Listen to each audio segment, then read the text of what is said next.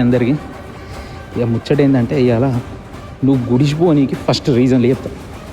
ఎవడో కాదు, మన చుట్టూ ఉండేటోడు, నౌకరీ చేసే జాగాలను, లేకుంటే కాలేజీలను, ఎక్కడో దగ్గర మన చుట్టూ ఉండేటోడే మనల్ని గుడిసిపోనీకి కారణం అవుతాడు.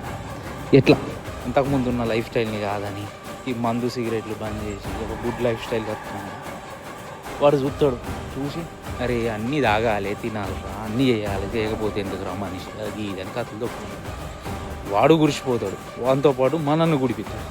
ఇట్లా కొందరు ఉంటే ఇంకొకరు ఉంటాడు, వాడు గుడిసిపోడు, వాడు మంచిగా ఉంటాడు, వాడు అన్నీ పాటిస్తాడు, కానీ మనం గుడిసిపోవన్నాడు. కాబట్టి ఎవరిని నమ్మకు, నీది నువ్వేమనుకున్నావో కావుగా నీది నువ్వు చేసుకో.